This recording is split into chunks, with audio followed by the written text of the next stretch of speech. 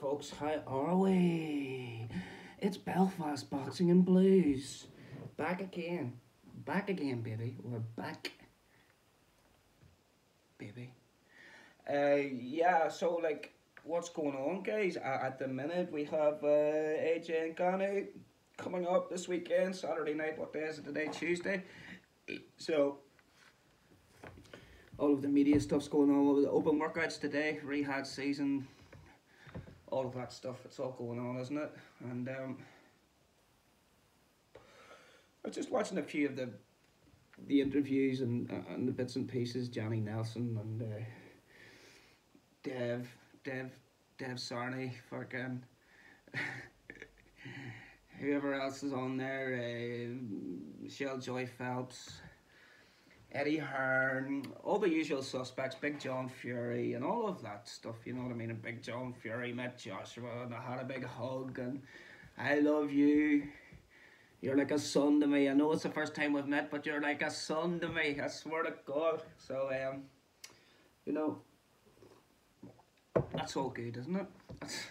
That's all good stuff. We like to see that, man. We like to see this other side of Big John Fury, who gets to come over for these big fights. And isn't that cool, you know, from a guy with his sort of record? And I don't mean in the ring. He can't get across to the States, you know what I mean? So this is great for him, man. He's loving it, man. He's in the suit. He's about 10 foot fucking tall. And he's made up. He's happy, like, you know, so what can you say about that? But do you know what I have noticed, and it always seems to be the thing coming into an Anthony Joshua fight, and especially the sort of magnitude of this one. All the talk is about AJ's mindset. They had Ben Davidson on, how's AJ being trained, AJ this, AJ that, and there is so much scrutiny and so much tiptoeing around. There's so much fascination to the point of obsession in this country over Anthony Joshua. And Jesus, man. I mean, I suppose if you were him, you just have to try not and take it too seriously and get on with it. And indeed, he seems to be in fine fettle. He seems pretty calm and he's taking it easy, you know. But there's so much talk around him because, you know, the thing with AJ is he's symbolic, right, of Britain's success in boxing globally, worldwide, commercially. Yeah, and so there's a lot that rides on him, you know, with the things that he has done and how boxing boomed around his sort of, you know, growth or whatever have you, you know. And I heard somebody, I can't mind who it was, sort of brought it back and said, yeah, but remember all of those big stadium fights, that come off the back of what Carl Froch had done, you know, with George Groves. You know, there was a build-up towards that, and British boxing was doing pretty good anyway, but, you know, AJ was, you know, sort of talismanic or symbolic or something like that, isn't it? And there's so many angles, and there's so many things, you know, his mindset, and is it the old AJ? Are we going to get the new AJ? Is it a little bit of the new with just some of the old? Or can we have the old one and then just some of these little new bits put in? It's like, Jesus Christ, man. Can we just get on with the fight, please? Please, can we just move the fight forward till tonight and do it then? But yeah, it's a strange phenomenon, you know. It's just like, what is this? Why are we so obsessed with this stuff? And you know, you can understand a little bit of it, but the degree to which it goes on, you know, it's just like it boggles the mind, because this stuff's been going on all day today.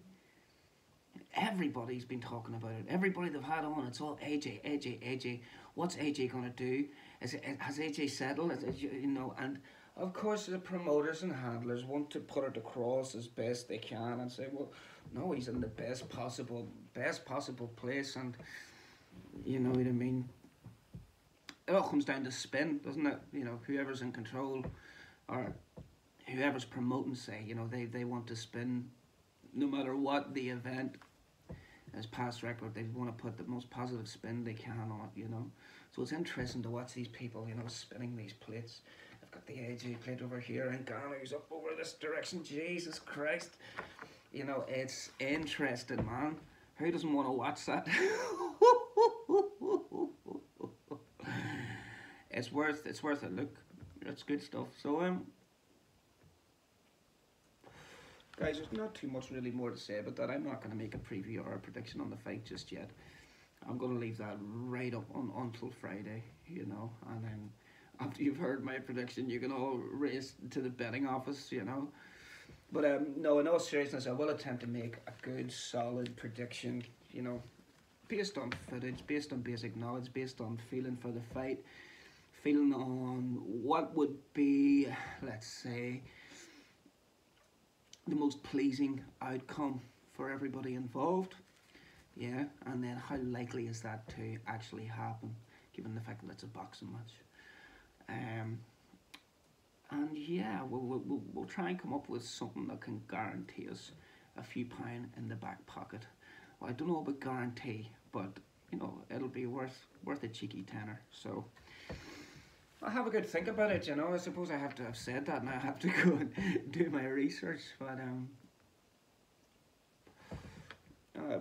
it will be an interesting one, and like all week long, you don't need me to tell you, I'm sure your YouTube feed is just filled with this Saudi content, you know, and it's no bad thing. It is no bad thing. So guys, like, I'll leave it there. A nice quick one today. Probably the quickest ever. Yeah, let's try and make a habit of this. Belfast Boxing and Blues.